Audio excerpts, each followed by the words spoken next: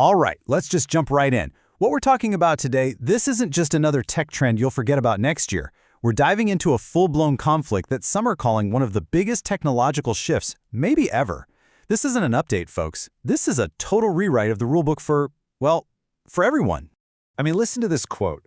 The source material we're digging into kicks off with this just massive claim. We're not talking about a simple upgrade here, like a new iPhone. They're framing this whole generative AI revolution as a core event for all of humanity. Think bigger, like on the same level as our most basic, foundational discoveries. And look, this isn't science fiction. It's not some far-off future we're speculating about. This is a high-stakes battle that is happening right now.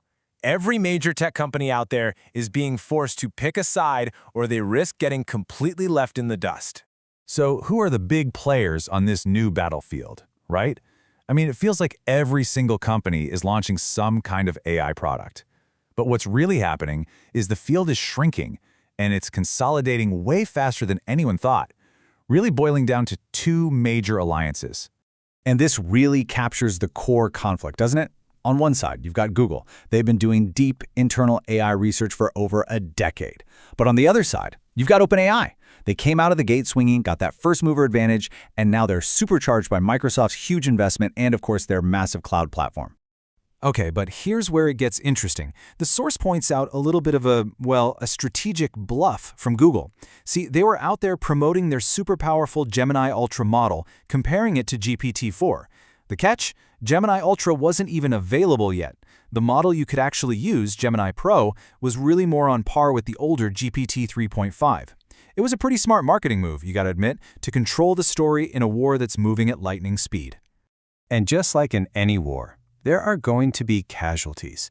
The analysis we're looking at suggests that even titans, we're talking AWS, Apple, they could end up as collateral damage. Why? Because if they're too slow to pick a side in this AI arms race, they might just get run over. The pressure is so intense, in fact, that you have 50 major companies, including huge names like IBM and Intel, banding together to form their own AI group. It's basically a defensive alliance. They're teaming up just to have a shot, a fighting chance, against the two big players dominating the field.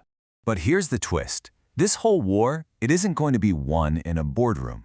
It's not going to be won with clever marketing. Nope, it's going to be won on the front lines by a brand new kind of soldier, armed with a totally new set of tools. You might remember Steve Ballmer's famous chant, "Developers, developers, developers."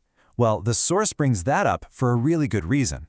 In this AI war, developers are the most critical resource. They're the ones who are actually going to build the apps that make this tech useful for the rest of us. And whichever side wins over the developers, well, that's the side that wins the whole war. Simple as that. And this points to a massive shift in the industry. The real value isn't just in the pure academic work of building these huge AI models from the ground up anymore. It's moving towards the creative, hands-on, practical job of using these incredibly powerful models to solve actual real-world problems. All right, so let's get into the toolbox of this new kind of engineer. The first tool we're going to look at is designed to fix one of AI's biggest, most basic problems. It's memory. Think about it. This is a huge problem, right?